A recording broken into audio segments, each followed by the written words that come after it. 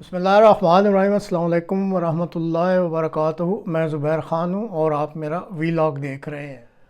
خلیج کی جنگ اور پاکستان نیوی ایک خطرناک مہم پر، یہ آج کے پروگرام کا موضوع ہے۔ خواتین و حضرات، جیسا کہ آپ کے علم میں ہے کہ اس وقت مشرق وسطیٰ میں جنگ کی آگ بھڑک رہی ہے۔ آبنائے ہرمز کے ارد گرد خطرناک کشیدگی بڑھ چکی ہے۔ اس وقت تک 13 بحری جہازوں پر اس آبنائے ہرمز میں حملے ہو چکے ہیں، اور آج یعنی 11 مارچ کے دن 3 آئل ٹینکرز پر ایران کے پاسداران انقلاب یعنی IRGC نے حملے کیے ہیں، اور تھائی لینڈ کے جھنڈے تلے چلنے والے آئل ٹینکر کو آگ لگی ہوئی ہے، اور اس کے عملے کے 3 افراد بھی مسنگ ڈکلیئر ہو چکے ہیں۔ عالمی طاقتیں اپنی بحری قوتیں میدان میں اتار رہی ہیں، اور اسی دوران ایک اہم اعلان سامنے آیا ہے کہ پاکستان نے اچانک آپریشن محافظ البحر شروع کر دیا ہے۔ اس سے قبل پاکستان اور سعودی دفاعی معاہدے کے حوالے سے پاکستان کو ایران امریکہ کی جنگ میں کودنے کے مشورے بھی دیے گئے اور دباؤ بھی ڈالا گیا، لیکن بچت ہوتی رہی۔ اب لگتا ہے کہ پاکستان کو ایران کے مقابلے پر کھڑا کرنے کے لیے یہ ایک نئی بساط بچھا دی گئی ہے، اور پاکستان کو ایک خطرناک عالمی تنازع میں الجھانے کے تانے بانے بن لیے گئے ہیں۔ بیانیہ یہ بنایا جا رہا ہے کہ یہ صرف پاکستان کو درکار توانائی کی سپلائی کی بحالی کے لیے کیا گیا ہے۔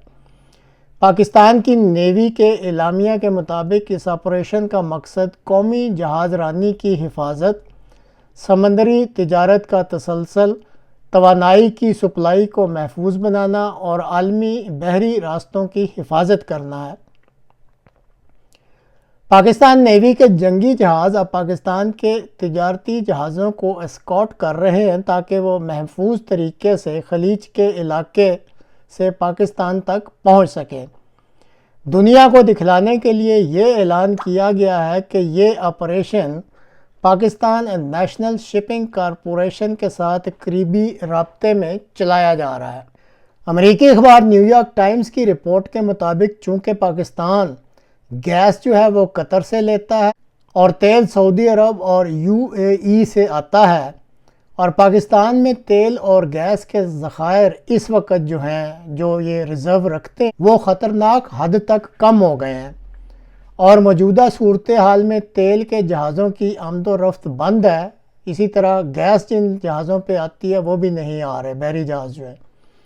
اس لیے ضروری ہو گیا ہے کہ پاکستان کی نیوی تیل سپلائی کرنے والے بحری جہازوں کی حفاظت کرے اور ان کو بحفاظت خلیج سے پاکستان تک لے کر آئے۔ ناظرین، اس وقت جو زمینی صورتحال بنی ہوئی ہے اس کے مطابق ایران نے آبنائے ہرمز کو حملوں کا جو ہے وہ نشانہ بنانا شروع کر دیا ہے، اور اسی طرح اینٹی شپ جو سرنگیں ہیں ان کو بچھا کر اس آبنائے ہرمز کو بند کرنے کی دھمکیاں بھی دے چکا ہے۔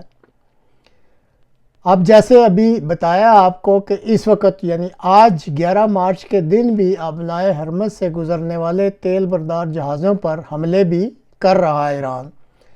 تو اب جب ایسی صورتحال یعنی زمین پر یہ صورتحال بنی ہوئی ہے جبکہ حملے ہو رہے ہیں، اور اس وقت پاکستان نیوی نے تیل بردار جہازوں کی حفاظت کے لیے اپنے جنگی جہاز جو ہیں وہ روانہ کر دیے ہیں، یہ جو اس وقت صورتحال بنی ہوئی ہے اس میں اب ایران جو ہے وہ اپنے آپ کو ایک مشکل سی صورتحال میں پا رہا ہے،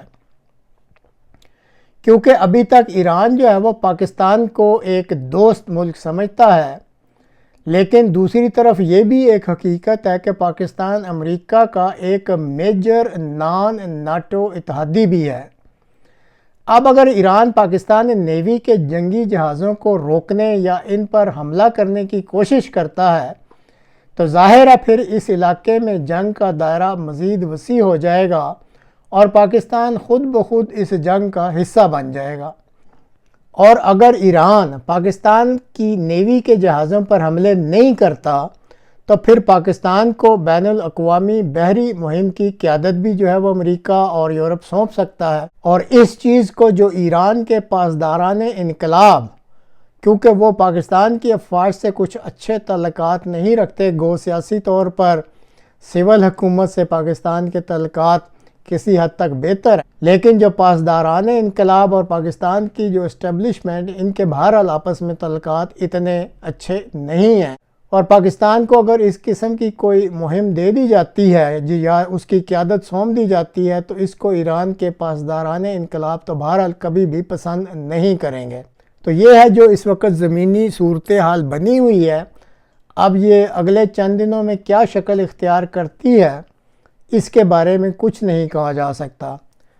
تو ناظرین، آخر میں یہ کہنا چاہوں گا، اور جیسا کہ یہ ریکارڈ پر بھی موجود ہے، کہ اسرائیل اور امریکہ کئی بار کہہ چکے ہیں کہ ایران اور پاکستان دو ایسے ممالک ہیں جو دنیا کے لیے خطرہ ہیں۔ تو کہیں کوئی ایسی بساط تو نہیں بچھائی جا رہی کہ ان دونوں اسلامی ہمسایہ ملکوں کو آپس میں الجھا کر لڑا دیا جائے، ساتھ ہی افغانستان اور بھارت کو بھی ہلاشیری دے کر ان دونوں ممالک کو نقصان پہنچانے کے لیے تیار کر لیا جائے۔ ایسی صورتحال میں پھر اس خطے کے ان دونوں ممالک کو گہرا نقصان جو ہے وہ پہنچ سکتا ہے، اور بہت ممکن ہے کہ پھر اگر یہ نقصان بہت زیادہ گہرا ہو تو کہیں ایسا نہ ہو کہ اس خطے کے نقشے کو ہی بدل کر رکھ دیا جائے۔ تو یہ کچھ صورتحال ابھرتی نظر آ رہی ہے جو اس وقت ان دونوں ممالک کو آپس میں اگر الجھا دیا جاتا ہے۔ تو ناظرین، اس بارے میں آپ اپنی بھی رائے ضرور دیں کہ آپ کیا سمجھتے ہیں یہ جو صورتحال ابھر رہی ہے۔ کمنٹس باکس میں پلیز اپنی رائے ضرور دیجیے گا۔